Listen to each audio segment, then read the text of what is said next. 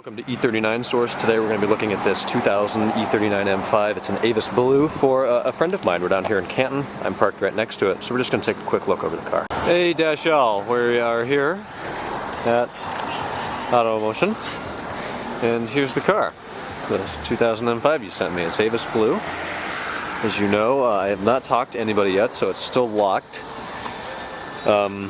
We're going to do a quick little walk around here, and I'll show you condition and stuff that you may not have been able to see previously online. I'm going to predecess this with saying it's very dirty here. The wheels are filthy. My car I consider dirty right now. Here's my wheel, and here's the wheel on the other car. First thing, I'm noticing a lot of surface scratches in the clear coat and or the paint. Like up here on the roof, there's quite a few. They don't feel deep, and I think a lot of them would come out. But this is definitely not the cleanest E39 M5 I've ever seen. In the front bumper up here, looks like there's a few marks.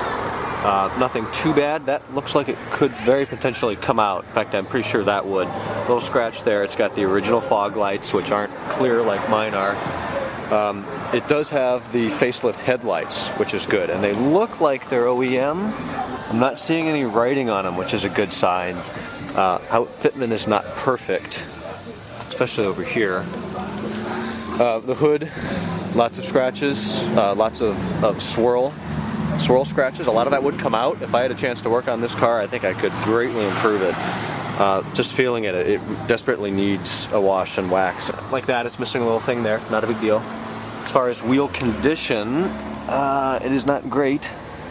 Definitely, it's got some curb hugs there. The rotors are a little rusty. They probably washed it and it's been sitting. This is running on Michelin. I'm trying to figure out Pilot Super Sport tires, which could be the performance summer version of what I have. They're very good tires. Let's see, tread actually seems to be pretty good. There's plenty of tread left. They're very dirty, they need to be cleaned, but the tires are good. I checked the back ones before and they are fine. Still going around, there's a couple little marks. Looks like that could have gotten a little rusty there and it was repaired. Definitely not a perfect car. You can see the Alcantara in here has faded quite a bit, and it looks like it is pulling up a little bit. The car does have the sunshade packages on the rear windows and the back window there. Onto the back, quite a few marks there below the trunk lid, but everything else in the back actually looks pretty good. The bumper's in good shape, the exhaust looks to be clean, and it does have the park distance control. I've actually never seen an Avis Blue E39 M5 before, and it almost has a bit of a purplish tint to it, which I actually like. It really looks good in the paint, or in the sun, and this car, I would go as far as to say, has not been properly taken care of at this point, and if I had a chance to work on this, I really think it would shine and look incredible. There's a mark here, fairly certain I could get that out. In fact, I am right now with my fingers. I will go in and see if I can talk to somebody and see if I can get this opened up and take a look inside. From here I'm noticing there is a very small tear in the seat. That looks like it could be fixed. I know a leather guy around here who could probably work on that for you. And then the normal stuff with the shift knob, as well as the emergency brake handle, which I actually have, my old emergency brake handle, and it would be better than that. But we're just looking at a lot of, unfortunately, lack of care, I think, for this car, with just little scratches. It just needs a good wash and wax, a good detail, and I think a lot of it would come out. Taking a quick look underneath, nothing's hanging down. The under piece that mine has, I had mine replaced. It looks like it is broken on this too. That's caused from hitting curbs, but the bumper itself actually looks pretty good, so that's a good sign. And the main piece looks to be in good condition. If we come over to the right side, take a look. Yeah, that's cracked too, but yeah, the bumper did take a little bit of a hit there, but as I said, I think that'll come out, and I'm fairly certain that will. It just needs to be cleaned. This thing needs some love. Alright, I got the key here. They're pretty busy inside. Looks like the remote function is not working, which could mean the alarm goes off when I unlock it. And I guess not. So it probably just needs a battery. Door's a little stiff. It's been in the sun. It's really hot. But it's sweltering inside.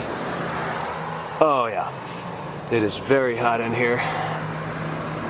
Alright, so taking a look at that seat first. Yeah, it is a bit of a tear in the leather. You may be able to replace this first cushion piece if that is something that would bother you, or it could be repaired if you have somebody that knows how to do it. It does have the right seats and trim. I mean, this is the right color, this is the right trim of the aluminum. These cars are not really easy to find, especially in a nice exterior color like that. This is a 5 of 2000 production, so this is a little newer than mine, made in May. I'll get that mileage for you. 101,769, and it looks like it is suffering from the pixel issue. Made a video about that on the channel. It is fixable from BMW. It is, I'm not gonna lie, guys, it's in rough shape, and this car needs it needs some care.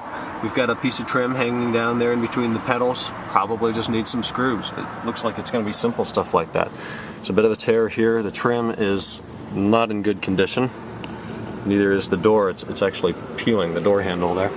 The mirror, yep, it's got the typical mirror issue up here.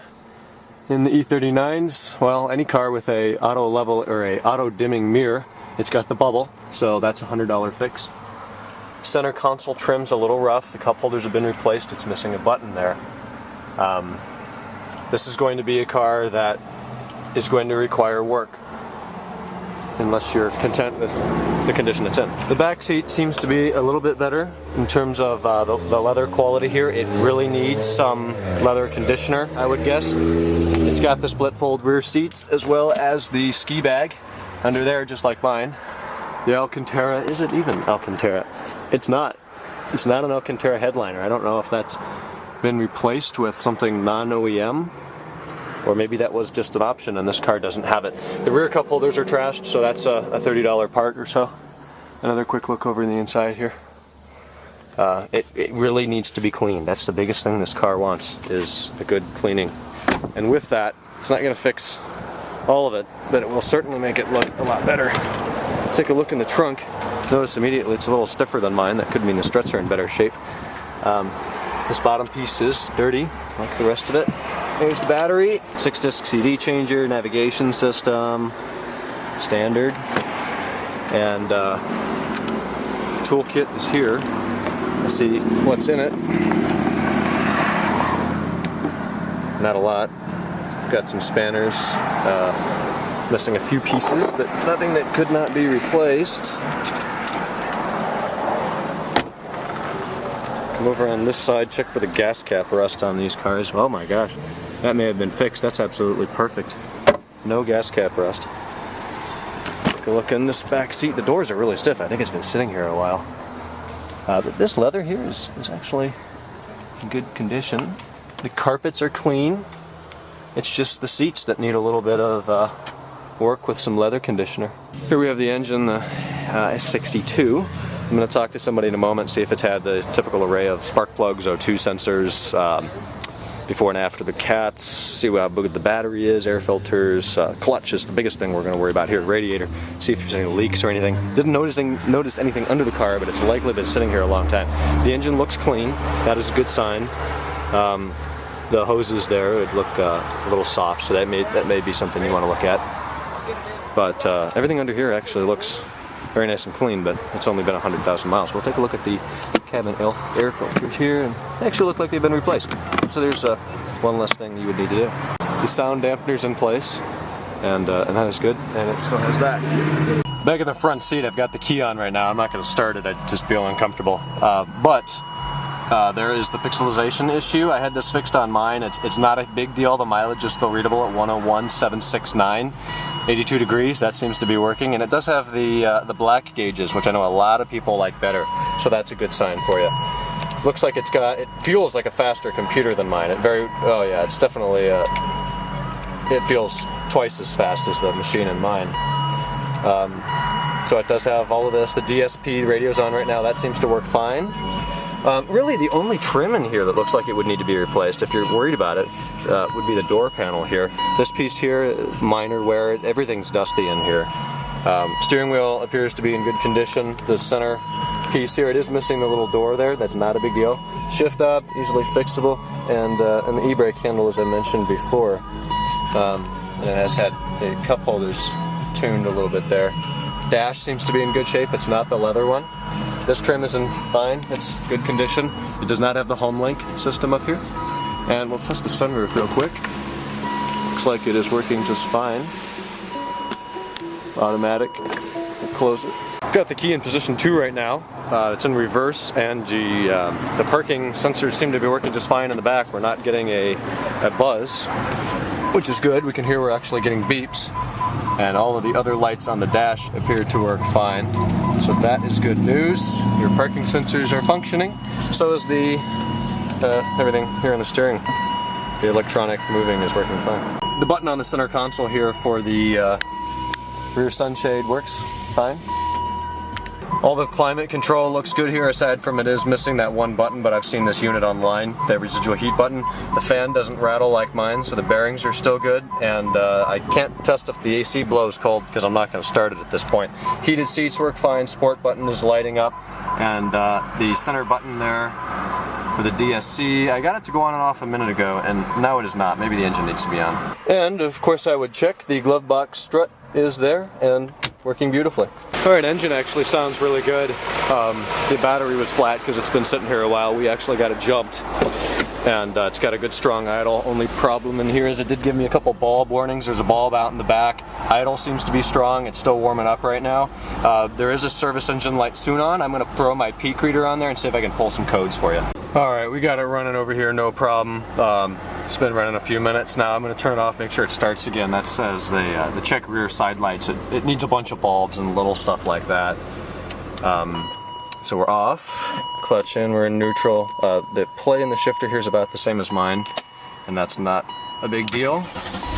I did reset the check engine light. There's about 5 codes on there misfiring during warm-up, so I'm going to go ahead and say it needs spark plugs.